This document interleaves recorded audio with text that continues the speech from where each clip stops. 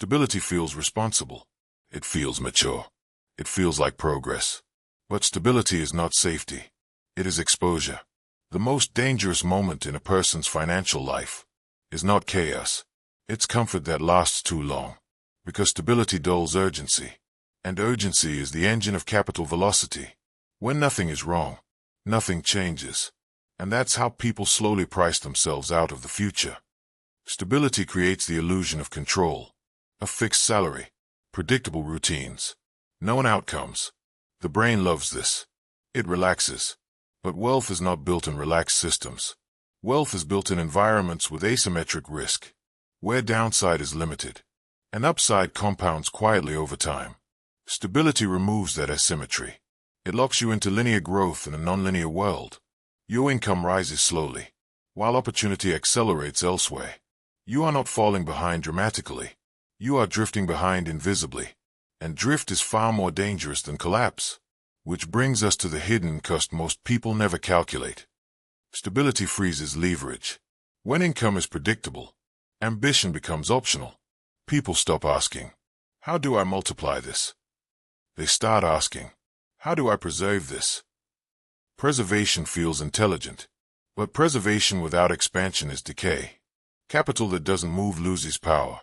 Skills that aren't sharpened depreciate. Networks that aren't expanded weaken. The wealthy understand this. They treat stability as temporary, a phase, a platform, never a destination. They know leverage must be built aggressively before comfort sets the rules. Because once comfort takes over, risk tolerance collapses, and that leads directly to the next danger. Stability rewires your psychology. When your needs are met, your brain magnifies loss. Small risks feel enormous. Minor setbacks feel catastrophic. This is a psychological barrier few cross. The wealthy recalibrate risk constantly. They don't avoid it. They shape it. They seek asymmetric risk. Controlled downside. Massive upside.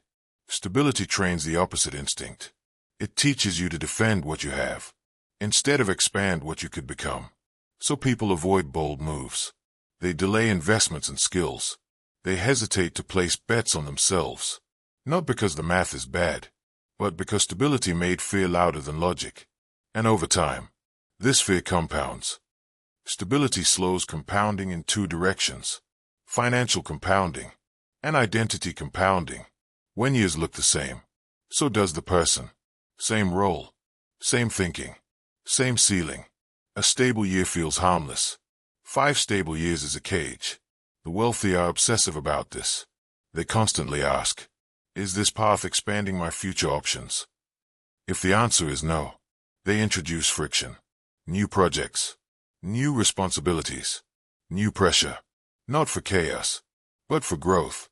Because they understand something subtle. Stability delays pain today, but concentrates it tomorrow, which leads to the most uncomfortable truth of all. Stability is dangerous because it hides decline. You don't feel poorer. You don't feel desperate. You don't feel urgency. But the gap widens anyway. Technology accelerates. Markets shift. Leverage concentrates. And while you are stable, others are compounding. This is why people are shocked later in life. They did everything right and still feel behind. Stability kept them busy, but not powerful. The wealthy don't confuse motion with momentum. They care about direction, and direction requires tension. Without tension, there is no leverage. Without leverage, there is no escape velocity. And this realization changes how decisions are made. The goal is not instability. It's controlled volatility. The wealthy design lives where discomfort is intentional, temporary, strategic. They accept uncertainty early, to eliminate it later. They sacrifice predictability, to buy optionality. They move fast when others settle. They invest when others protect, because they know stability is only useful when it serves a larger plan. When stability becomes the plan, the future shrinks. And once you see this pattern clearly, you can't unsee it. In the end, wealth is not built by avoiding risk. It's built by avoiding stagnation. Stability feels calm, but calm does not compound. Pressure does. Movement does. Leverage does. The people who understand this early use stability briefly, then outgrow it deliberately. And those who don't remain safe, remain comfortable, and quietly fall behind, not because they failed, but because they never moved when it mattered. If this video added value, consider subscribing for more content on wealth, mindset, and long-term thinking. Thank you for watching, and I'll see you next time.